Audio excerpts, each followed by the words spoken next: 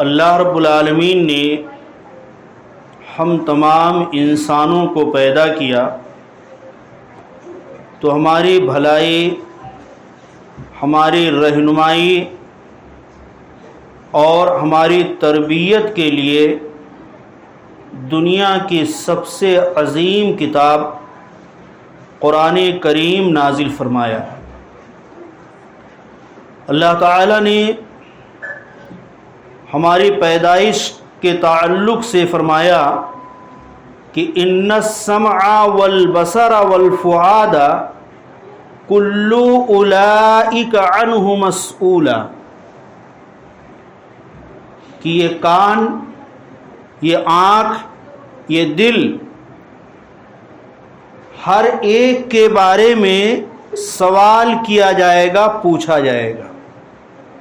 یعنی اعضائے انسانی کو اللہ نے آزمائش کے لیے بنایا اور ہر اعضا کے بارے میں سوال بھی ہوگا کہ تم نے اسے کس طرح سے استعمال کیا،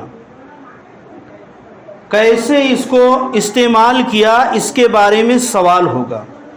ان السمع والبصر والفؤاد کل اولئک عنہ مسئولا، کان سننے کے لیے اللہ نے دیا، اس کو کس طرح سے استعمال کیا، کیا سنا، آنکھوں سے کیا دیکھا، دل کی گہرائی کے اندر کیا سوچا، دل میں کیا بات رکھا، یہ ساری چیزوں کے بارے میں اللہ تعالیٰ سوال کرے گا۔ اور قرآن ایک ایسی عظیم کتاب ہے کہ جس میں اللہ تعالیٰ نے جسمان انسانی کے تمام حصوں کو، تمام پہلوؤں کو قرآن میں تربیتی پیغام دیا ہے۔ ہر ایک کی تربیت کے بارے میں، ہر ایک کے تعلق سے اللہ تعالیٰ نے قرآن میں ذکر کیا ہے کہ یہ قرآن، یہ جہاں ہماری زندگی کا لائحہ عمل ہے، دستور حیات ہے، یہ قرآن فضیلت اور برکت والی ہے، وہیں پہ ہماری تربیت کے لیے بھی یہ قرآن نازل کیا گیا ہے۔ یہ قرآن عقل سے لے کر کے اور دیگر اعضاء تک کی تربیت کرتی ہے۔ چند ایک جو ہے مختصر انداز میں دیکھتے ہیں کہ یہ قرآن ہمارے عقل کی تربیت کرتی ہے، عقل کی تربیت کرتی ہے قرآن۔ اور اللہ تعالیٰ نے اس قرآن کے پڑھنے والے، نہ پڑھنے والے، سمجھنے والے، نہ سمجھنے والے، اس کے جانکار اور انجان دونوں کی مثال اللہ تعالیٰ نے اندھے اور بینا سے دیا ہے۔ اور کہا قل، اے نبی آپ سوال کیجئے، پوچھئے، کہہ دیجئے ان سے، هل يستوي العام والبصیر، کہ کیا اندھا اور بینا، دیکھنے والا نہ دیکھنے والا، دونوں برابر ہو سکتے ہیں؟ افلا تتفکرون، تم غور و فکر کیوں نہیں کرتے ہو، تم تدبر کیوں نہیں کرتے ہو، تم سوچتے سمجھتے کیوں نہیں ہو کہ یہ دونوں برابر نہیں ہو سکتے؟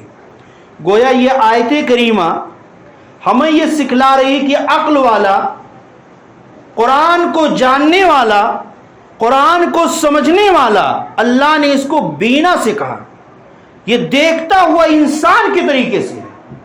اور جو قرآن سے گہرا تعلق نہ رکھے، قرآن کو نہ سمجھے، نہ جانے، نہ پڑھے، اس کے احکام کو نہ سمجھے، اللہ نے اس کو اندھے سے تعبیر کیا کہ وہ گویا اندھا ہے، اور اندھا اور بینا دونوں برابر نہیں ہو سکتے۔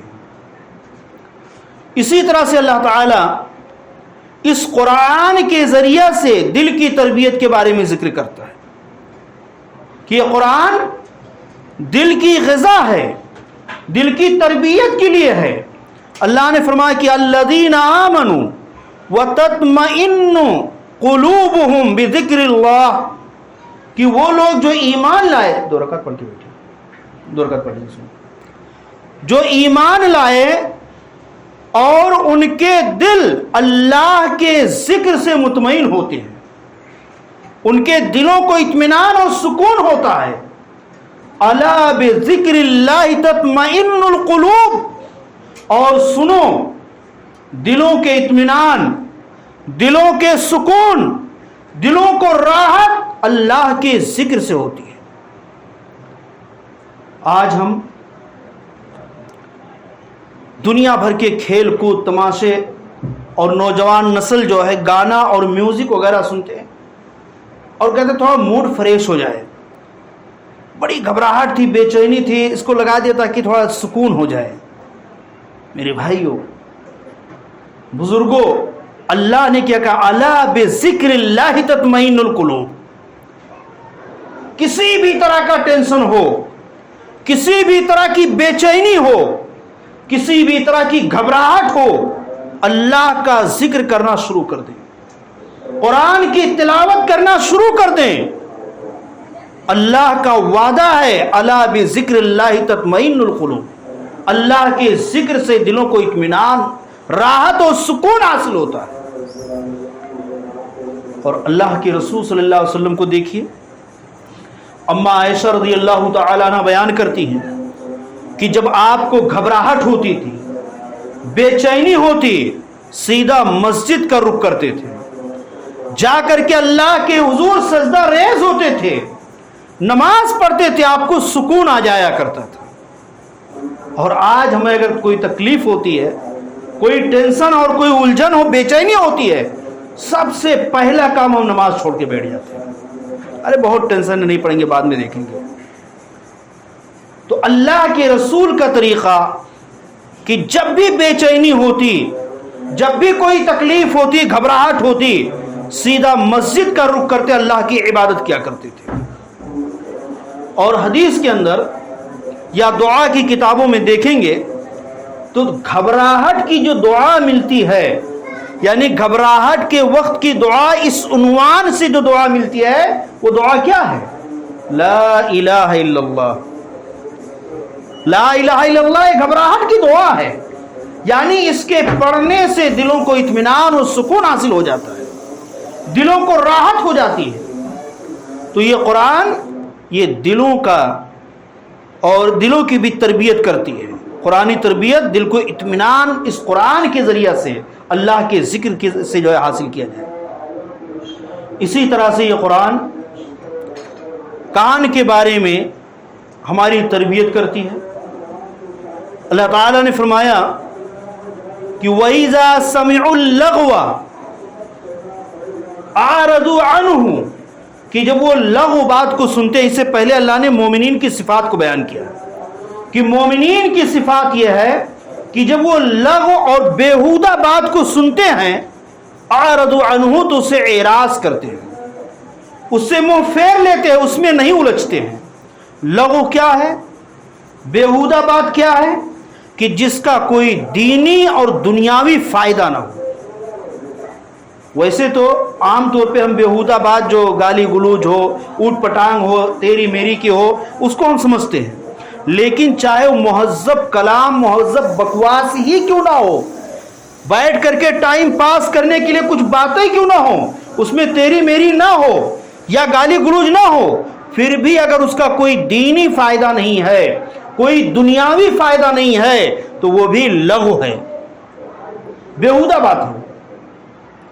جیسے بہت سارے لوگ گھنٹوں بیٹھ کر کے باتیں کرتے رہتے ہیں، ٹائم پاس کرتے ہیں، نہ تو اس کا دین سے کوئی تعلق ہوتا ہے، کوئی دینی فائدہ اس میں ہوتی ہے، اور نہ تو دنیاوی کوئی اس میں فائدہ ہوتا ہے۔ یہ ساری باتیں لغو بات ہے، جس کا نہ دینی فائدہ ہو نہ دنیاوی فائدہ ہو۔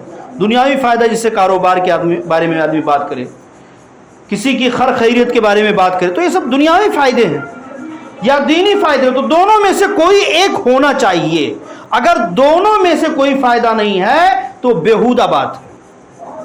تو اللہ نے مومنین کی صفات کو بیان کیا کہ جب وہ بیہودہ بات کو سنتے ہیں تو اسے اعراض کرتے ہیں، منہ پھیر لیتے ہیں، اس میں ہاں میں ہاں ملانے نہیں بیٹھ جاتے، اس کو دلچسپی لے کر کے نہیں سنتے، ٹائم پاس کے لیے اس کے اندر انوالو نہیں ہوتے، بلکہ منہ پھیر لیتے ہیں۔ وقال، اور کہتے ہیں لنا اعمالنا ولکم اعمالکم، ہمارا عمل ہمارے لیے ہے، تمہارا عمل تمہارے لیے ہے. سلام علیکم لا نبتغی الجاہلین، تمہارے اوپر سلامتی ہو اور ہم جاہلوں کو تلاش نہیں کرتے، جاہلوں سے نہیں الجھتے، ان کے ساتھ بیٹھ کر کے ہم بکواس نہیں کرتے. یعنی یہ کہہ کر کے وہ وہاں سے کھسک لیتے ہیں. اور دوسری جگہ اللہ نے اسی طرح کی بات کو ذکر کیا کہ مومنین کی صفات کو ذکر کرتے ہوئے کہ جب جاہلوں سے اذا خاطبہم الجاہلون، کہ جب وہ جاہلوں سے، بے عقلوں سے ان کا مخاطب ہوتا ہے، ان کا سامنا ہوتا ہے، ان کی بات ہوتی ہے، قالوا سلاما، تو کہتے ہیں سلام، یعنی سلام کر کے وہاں سے نکل جاتے ہیں. یہ سلام تحیہ والا سلام نہیں ہے، یہ سلام وہ ہوتا ہے جس سے ظاہر کرتے ہیں کہ ہم تمہارے منہ نہیں لگنے والے ہیں، ہم تمہارے ساتھ نہیں بیٹھنے والے ہیں، ہم تمہارے ان بکواس باتوں کے پیچھے نہیں پڑنے والے ہیں، ہم بیہودہ گفتگو کے اندر نہیں الجھنے والے ہیں، بلکہ ہم تم سے علیحدگی اور کنارہ کش اختیار کرتے ہیں. اسی طرح اللہ نے 18ویں پارے میں سورہ مومنون کے اندر بھی شروع میں ہی مومنین کی صفات ذکر کرنے کے ساتھ اسی میں ایک صفت یہ بھی ذکر کیا ہے کہ عن اللغو معرضون، کہ لغو باتوں سے، بیہودہ باتوں سے اعراض کرنے والے ہوتے ہیں. بیہودہ باتوں کے اندر وہ اپنا ٹائم خراب نہیں کرتے، بیہودہ باتوں کی محفلوں کے اندر وہ نہیں بیٹھتے ہیں. تو یہ مومنین کی صفات ہونی چاہیے. اللہ نے ان کانوں کی تربیت کے لیے جو ہے باتیں ذکر کی کہ لغو باتوں سے وہ اعراض کرتے ہیں. اسی طرح سے آنکھ کی تربیت کا اللہ نے ذکر کیا. سورہ نور آیت نمبر 30 میں اللہ نے فرمایا قل للمؤمنین، کہ نبی آپ مومنوں سے کہہ دیجئے. اب یہ آیت کریمہ دیکھیں اور اپنا جائزہ لیں کہ آیا ہم مومن ہیں کہ نہیں، ہمارے اندر یہ صفات پائے جا رہے ہیں یا نہیں. قل للمؤمنین، اے نبی آپ مومنوں سے کہہ دیجئے یغض من ابصارہم، یغض من ابصارہم، وہ اپنے نگاہوں کو پست رکھیں، نیچی رکھیں، وَيَحْفَظُ فُرُوجَهُمْ، اور اپنے شرمگاہوں کی حفاظت کریں. آج بڑے دھڑلے سے کہہ دیتے ہیں کہ دل تو، پردہ تو جو ہے دل کا ہے، اگر کسی اجنبی عورت سے باتیں کر لیں، غیر محرم باتوں کی عورتوں کے ساتھ اٹھ بیٹھ لیں تو کیا حرج ہے، دل ہمارا صاف ہے.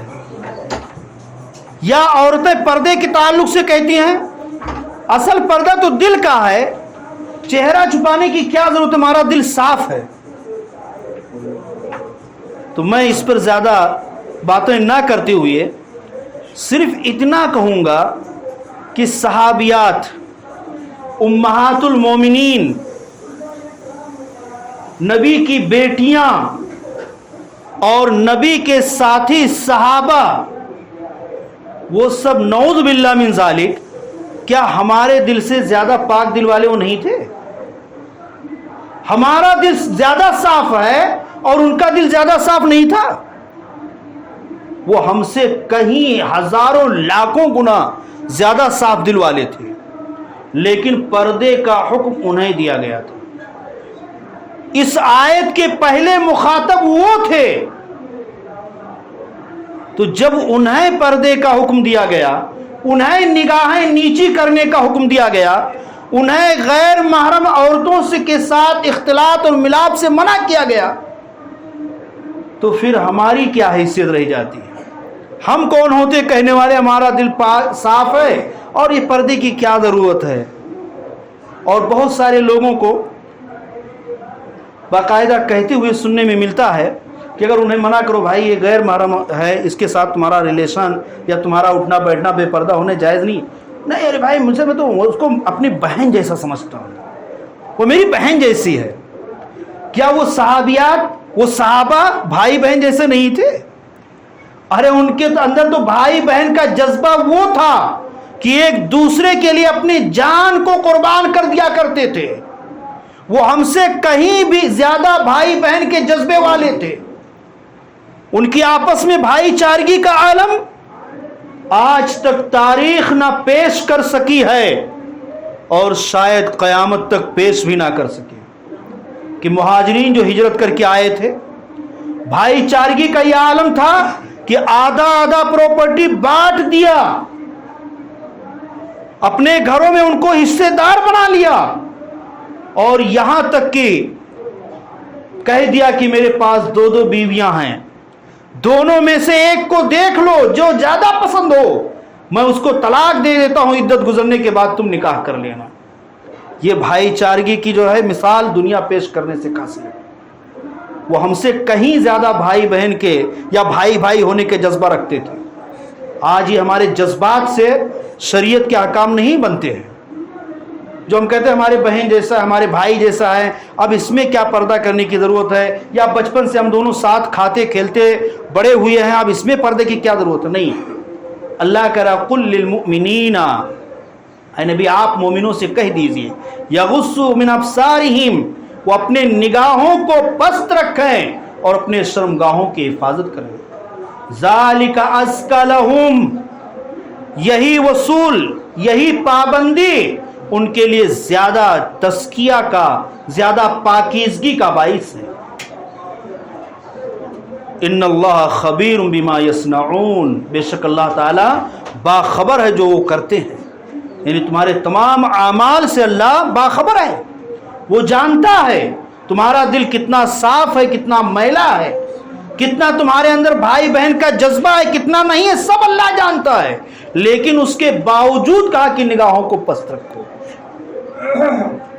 اور اختلاط نہ کرو۔ تو اللہ نے ہماری آنکھوں کی تربیت کے لیے ہمیں یہ حکم دیا ہے کہ اپنی نگاہوں کو حرام چیزوں کے دیکھنے سے، غیر محرم عورتوں کو دیکھنے سے اپنی نگاہوں کو پست رکھیں۔ اسی طرح سے اللہ تعالیٰ جو ہے زبان کے بارے میں، زبان کی تربیت کے بارے میں حکم دیا اور کہا وَإِذْ أَخَذْنَا مِيثَاقَ بَنِي إِسْرَائِيلَ، کہ یاد کرو اس وقت کو جب ہم نے بنی اسرائیل سے عہد و پیمان لیا۔ کیا عہد و پیمان لیا؟ لَا تَعْبُدُونَ إِلَّا اللَّهَ وَبِالْوَالِدَيْنِ إِحْسَانًا وَذِي الْقُرْبَى وَالْيَتَامَى وَالْمَسَاكِينِ۔ سب سے پہلا وعدہ کہ تم اللہ کے علاوہ کسی کی عبادت نہیں کرو گے، وَبِالْوَالِدَيْنِ إِحْسَانًا، اور والدین کے ساتھ حسن سلوک کرو گے، اچھا برتاؤ کرو گے، اچھا ویوہار کرو گے، وَذِي الْقُرْبَى، اور قرابت داروں کے ساتھ حسن سلوک کرو گے، قریبی رشتہ داروں کے ساتھ، وَالْيَتَامَى وَالْمَسَاكِينَ، یتیموں کے ساتھ، مسکینوں کے ساتھ، ان تمام کے ساتھ تمہارا ریلیشن، تمہارا ویوہار، تمہارا تعلق اچھا ہوگا۔ اس بات کا اللہ نے وعدہ لیا۔ وَقُولُوا لِلنَّاسِ حُسْنًا، اور لوگوں سے اچھی بات کہو گے، اپنی زبان کو صحیح استعمال کرو گے۔ آج ہمارا معاشرہ کتنا بگڑ چکا ہے کہ آدمی تیرے میرے کر کے یا گالی گلوچ کر کے بات کرنے کو بڑا فخر سمجھتا ہے، ریٹے کر کے بات کرنے کو بڑا اہمیت دیتا ہے، اور کہتا میں تو سب کو جو ہے کسی کو نہیں جوڑتا ہوں، کسی کو سائڈ نہیں لیتا، یعنی اپنے آپ کو بہت اونچا سمجھتا ہے۔ اللہ نے کہا کہ ہم نے وعدہ لیا ہے کہ وَقُولُوا لِلنَّاسِ حُسْنًا، لوگوں سے تم اچھی بات کہو گے، وَأَقِيمُوا الصَّلَاةَ وَآتُوا الزَّكَاةَ، نماز قائم کرو گے، زکوٰۃ کی ادائیگی کرو گے، ثُمَّ تَوَلَّيْتُمْ إِلَّا قَلِيلًا مِّنْكُمْ، پھر تم اس سے پھر گئے سوائے تم میں سے چند لوگوں کے، تھوڑے لوگوں کے، وَأَنْتُمْ مُعْرِضُونَ، اور تم تھے ہی اعراض کرنے والے، منہ پھیرنے والے۔ تو بنی اسرائیل کے تعلق سے اللہ نے فرمایا کہ انہوں نے اللہ کے عہد و پیمان کو چھوڑ دیا، اللہ کے وعدے سے پھر گئے، اور جس چیز کے کرنے نہ کرنے کا اللہ نے وعدہ لیا تھا اس کی انہوں نے کوئی پرواہ نہیں کی۔ تو اس سے ذکر کرنے کا مطلب کیا ہے کہ آج وہی احکام ہمارے اوپر بھی اللہ نے لاگو کیا ہے کہ ہم بھی اپنی زبان کو صحیح استعمال کریں اور اپنی زبان سے لوگوں سے میٹھی اور اچھی باتیں کریں، پیار اور محبت سے باتیں کریں، رے ٹے کر کے، گالی گلوچ کر کے یا اکھڑے ہوئے لہجے میں جو ہے گفتگو کر کے اس طرح سے باتیں نہ کریں۔ بات ایک ہی ہوتی ہے لیکن انداز سے وہی بات کبھی میٹھی لگتی ہے، کوئی کڑوی لگتی ہے۔ تو انداز اپنا صحیح رکھیں، لہجہ درست ہو، بات ایک ہی رہے گی لیکن لہجے کی وجہ سے وہ بات اچھی اور بری دونوں لگے گی۔ تو قولوا للناس حسنا، لوگوں سے اچھی بات کرو۔ اسی طرح سے اللہ تعالیٰ نے آواز کے تعلق سے تربیت کی کہ آواز بھی آدمی بہت زیادہ اپنی آواز دکھانے کے لیے چیخ کر کے، چلا کر کے یا اسی طرح سے اور زور سے نہ بولے، بلکہ گفتگو کا جو طریقہ ہے بہترین طریقے سے وہ نرم انداز میں دھیمی آواز میں بات کرے۔ اللہ تعالیٰ نے فرمایا کہ انا انکر الصوت، اس سے پہلے اللہ نے کہا وغضض من اصواتک، اپنی آواز کو پست رکھو، اپنی آواز کو دھیمی رکھو۔ انا انکر الاصوات لصوت الحمیر، کس آواز میں سب سے بری آواز، سب سے کراہیت والی آواز، سب سے جو ہے خراب آواز گدھے کی آواز۔ اور دیکھو گدھا کتنا تیز چلاتا ہے، جب بولتا ہے تو کتنا تیز چلاتا ہے۔ تو اللہ نے زور سے چلانے چیخنے والے کو، چیخ کر کے بات کرنے والے کو اللہ نے کہا کہ لصوت الحمیر، یہ گدھے کی آواز جیسی ہے۔ لہذا اپنی آواز کو پست رکھو، لوگوں سے گفتگو کرنے میں، لوگوں سے بات چیت کرنے میں، لوگوں سے کوئی معاملہ کرنے میں اپنی آواز دھیمی رکھو، اپنی آواز کو سب پر غالب کرنے اور حاوی کرنے کی کوشش مت کرو۔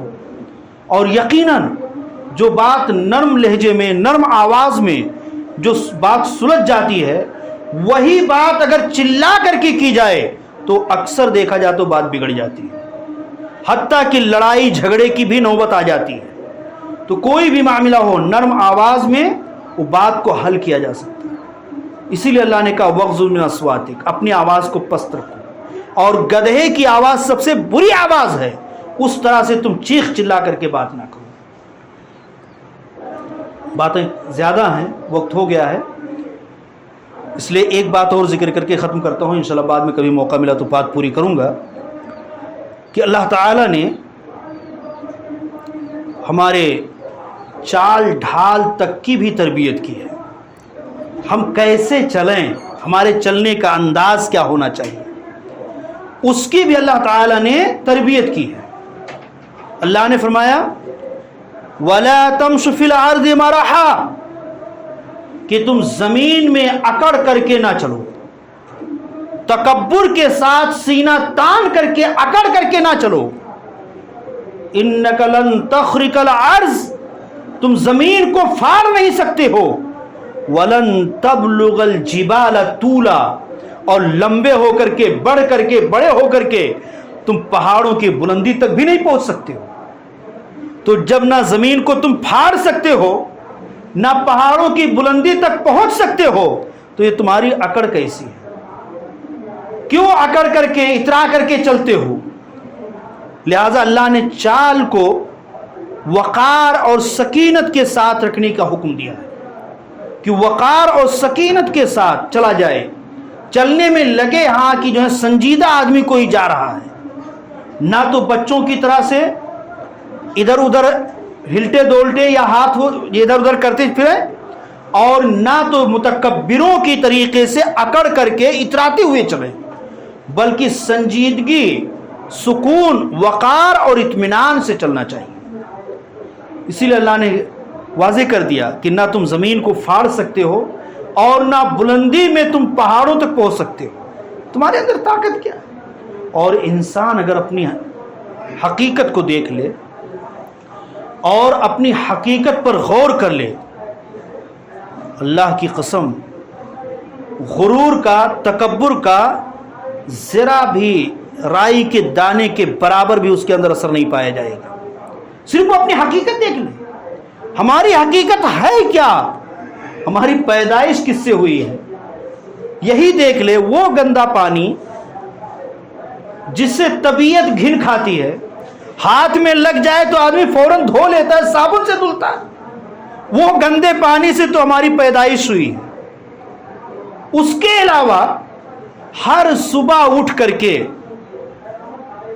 یا شام کو سونے سے پہلے جیسی جس کی عادت ہو، گندگی ہم خود اپنے ہاتھ سے صاف کرتے ہیں۔ باتھ روم جاتے ہیں، وہاں کوئی نوکر چاکر نہیں، کروڑ پتی ارب پتی کھرب پتی ہو، وہاں کوئی نوکر چاکر کام نہیں دیتا ہے، اپنے ہاتھ سے اپنی غلاظت کو، اپنی گندگی کو آدمی صاف کرتا ہے۔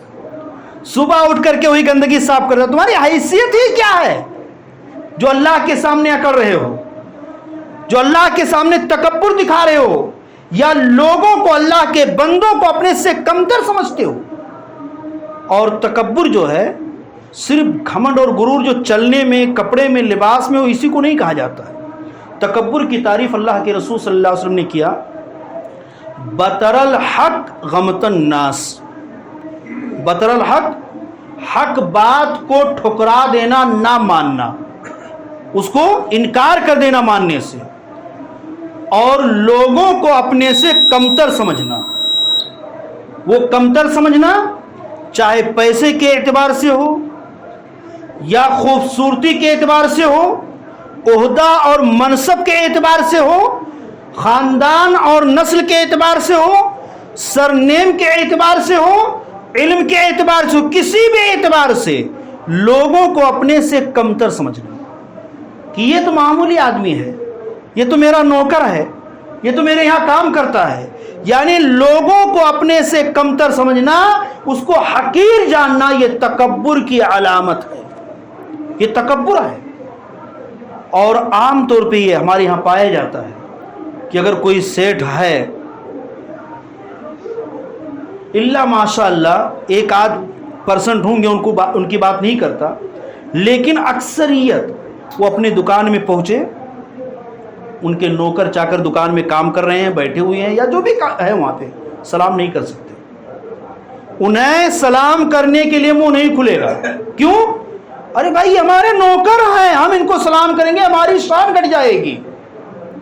جبکہ اسلام کا اصول کیا ہے کہ آنے والا، چلنے والا بیٹھے ہوئے کو سلام کرے، بھلے آپ اپنے گھر کے کروڑ پتی سیٹھ کیوں نہیں ہیں، وہ آپ کے گھر کا ملازم اور نوکر ہے آپ کی دکان کا، لیکن وہ بیٹھا ہوا ہے یا وہ ایک جگہ پہ جو ہے رکا ہوا ہے، کام کر رہا ہے، آپ آ رہے ہیں، آپ کی ذمہ ہے آپ کے آ کے سلام کرنے کا۔ اگر آپ نے جو ہے اس کو حقیر سمجھ کر کے میرا نوکر ہے، کمتر ہے، یہ سمجھ کر کے سلام نہیں کیا، تو یہاں پایا گیا غمط الناس، لوگوں کو اپنے سے کمتر سمجھنا۔ یہ ایک مثال ہے۔ اس طرح سے ہم اپنی زندگی میں بہت ساری مثالیں دیکھ سکتے ہیں کہ آدمی سوچ بھی نہیں سکتا کہ ہمارے اندر تکبر ہے، لیکن اس کے اندر تکبر پایا جاتا ہے۔ تو تکبر کی تعریف اللہ کے رسول نے دو کی جو ہے بطر الحق غمط الناس، حق بات کو ٹھکرا دینا اور لوگوں کو کمتر سمجھنا، یہ تکبر ہے۔ اور تکبر کے تعلق سے اللہ کے رسول صلی اللہ علیہ وسلم نے اور خود قرآن میں اللہ نے جو وضاحت کی ہے کہ تکبر اگر رائی کے دانے کے برابر بھی پایا گیا تو وہ شخص جنت میں داخل نہیں ہوگا۔ رائی کے دانے کے برابر اگر بڑکپن پایا گیا، تکبر پایا گیا، تو وہ شخص جنت میں داخل نہیں ہوگا۔ اس لیے جو ہے اس پر غور کرنے اور اپنے آپ کو سدھارنے کی ضرورت ہے۔ اللہ تعالیٰ سے انہیں چند باتوں پہ دعا ہے کہ الہ العالمین ہم تمام لوگوں سے